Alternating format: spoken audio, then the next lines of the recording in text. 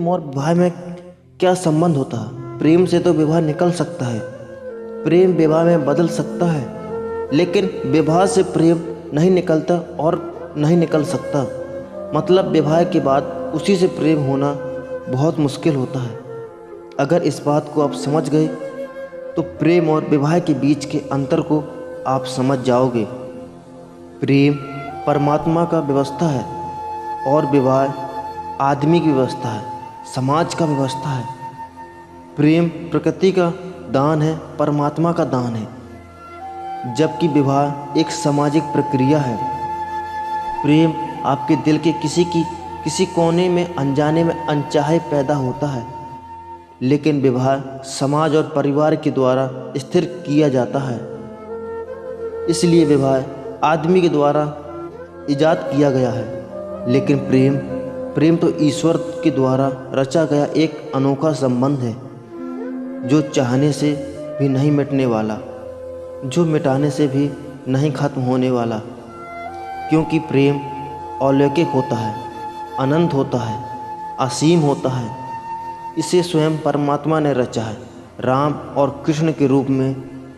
इसलिए अनचाहे व्यक्ति से शादी हो जाने पर भी उससे प्रेम नहीं होता, लेकिन जिससे प्रेम हो जाए, अगर उससे शादी ना भी हो तो भी उसके लिए प्रेम कभी खत्म नहीं होता।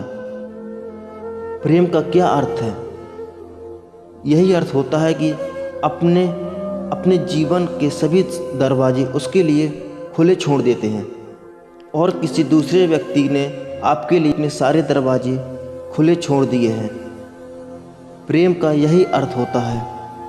आप दो व्यक्तियों के बीच छुपाने योग्य कोई राज नहीं रहा। प्रेम का यही अर्थ होता है कि अब दो व्यक्तियों के बीच ऐसा कुछ भी नहीं है जिसे छुपाया जाए। दो हृदय अपने आवरण के बाहर आए, दो हृदयों ने एक दूसरे को पूर्णतः देखा और दो हृदय एक दूसरे में समा गए, और यह प्रेम के द्वारा ही संभव हो सकता है। अगर प्रेम में डूबो ना तो आप कभी जान ही नहीं पाओगे कि प्रेम क्या होता है। बहुत सारे लोग नहीं जानते क्योंकि वो प्रेम में डूबते ही नहीं हैं, और वही लोग बाद में शिकायत भी करते हैं कि मुझे मेरा प्यार नहीं मिला, मेरी शादी मेरे प्यार से नहीं हो पाया, मेरा प्यार मुझे छोड़कर चला गया, मुझे छोड़कर चली गई। अनेकों शिकायत करते हैं।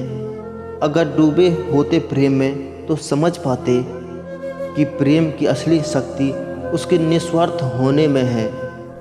क्या हुआ अगर वह आपके पास नहीं है? खुदा से दुआ करो और ईश्वर से प्रार्थना करो कि वो जहाँ भी रहे हमेशा खुश रहे, क्योंकि आपका प्रेम उसकी खुशी से बढ़कर नहीं है।